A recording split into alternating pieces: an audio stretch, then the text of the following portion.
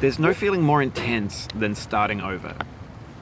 If you deleted your homework the day before it was due, as I have, or if you left your wallet at home and you have to go back after spending an hour in the commute.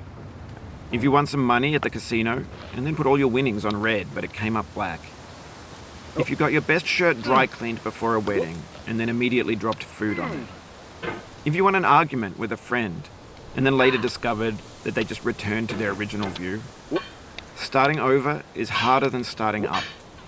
If you're not ready for that, like if you've already had a bad day, then what you're about to go through might be too much. Feel free to go away and come back. I'll be here. Alright, thanks for coming with me on this trip. I'll understand if you have to take a break at any point. Just find a safe place to stop and quit the game.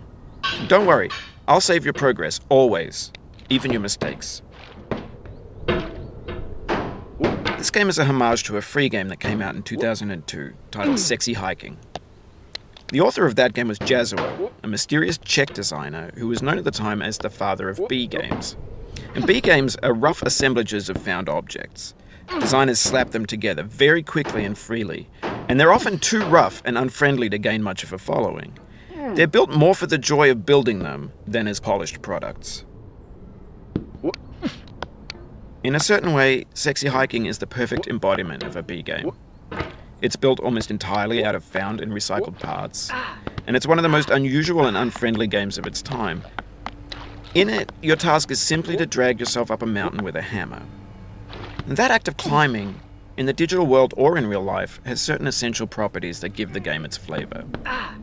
No amount of forward progress is guaranteed. Some cliffs are too sheer or too slippery. And the player is constantly, unremittingly in danger of falling and losing everything.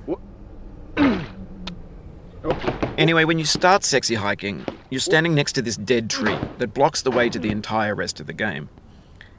It might take you an hour to get over that tree, and a lot of people never got past it. You prod and you poke at it, exploring the limits of your reach and your strength, trying to find a way up and over. And there's a sense of truth in that lack of compromise. Most obstacles in video game worlds are fake. You can be completely confident in your ability to get through them once you have the correct method or the correct equipment or just by spending enough time. In that sense, every pixelated obstacle in Sexy Hiking is real. The obstacles in Sexy Hiking are unyielding, and that makes the game uniquely frustrating. But I'm not sure Jazzuo intended to make a frustrating game. The frustration is just essential to the act of climbing, and it's authentic to the process of building a game about climbing. A funny thing happened to me as I was building this mountain. I'd have an idea for a new obstacle, and I'd build it, test it, and it would usually turn out to be unreasonably hard. But I couldn't bring myself to make it easier. It already felt like my inability to get past the new obstacle was my fault as a player rather than as a builder. Imaginary mountains build themselves from our efforts to climb them, and it's our repeated attempts to reach the summit that turns those mountains into something real. When you're building a video game world, you're building with ideas, and that can be like working with quickset cement. You mold your ideas into a certain shape that can be played with, and in the process of playing with them, they begin to harden and set until they're immutable, like rock. And at that point, you can't change the world. Not without breaking it into pieces and starting fresh with new ideas.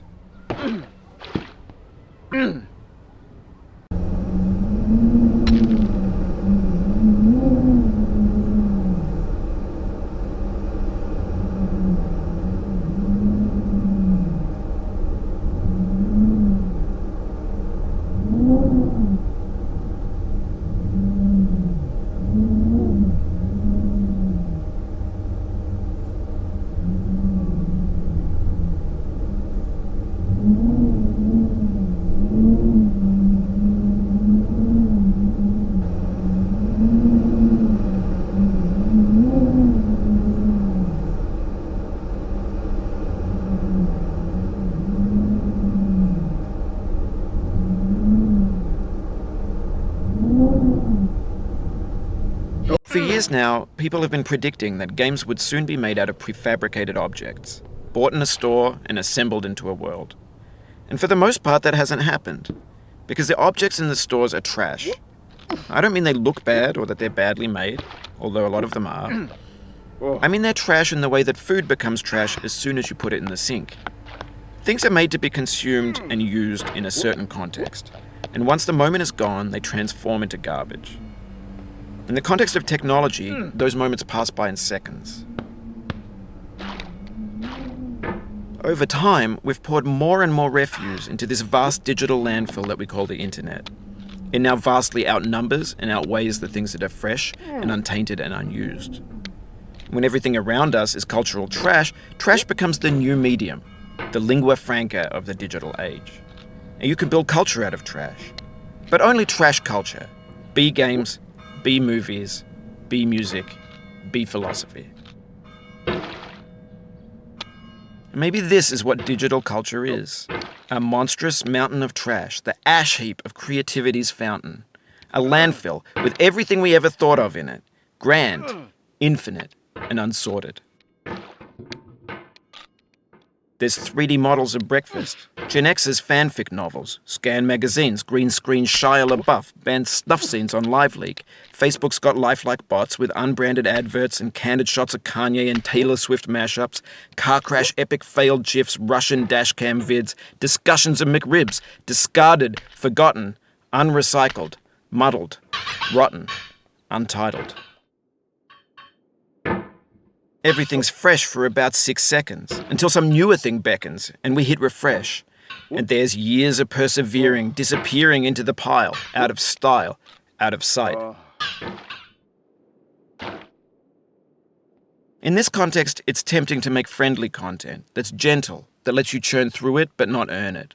Why make something demanding if it just gets piled up in the landfill, filed in with the bland things? When games were new, they wanted a lot from you. Daunting you, taunting you, resetting and delaying you. Players played stoically. Now everyone's turned off by that. They want to burn through it quickly, a quick fix for the fickle, some tricks for the clicks of the feckless. But that's not you, you're an acrobat. You could swallow a baseball bat. Now I know, most likely you're watching this on YouTube or Twitch, while some dude with 10 million views does it for you. Like a baby bird being fed chewed up food. That's culture too. But on the off chance that you're playing this, what I'm saying is, trash is disposable, but maybe it doesn't have to be approachable. What's the feeling like? Are you stressed? I guess you don't hate it if you got this far, feeling frustrated. It's underrated. An orange is sweet, juicy fruit locked inside a bitter peel. That's not how I feel about a challenge. I only want the bitterness. It's coffee. It's grapefruit. It's licorice. It feels like we're closer now. Composer and climber, designer and user. You could have refused, but you didn't.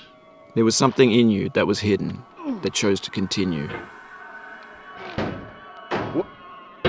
It means a lot to me that you've come this far, endured this much. Every wisecrack, every insensitivity, every setback you've forgiven me is a kingly gift that you've given me. We have the same taste, you and I. It's not ambition. It's ambition's opposite. An obdurate mission to taste defeat. You'll feel bad if you win, so I put this snake in for you.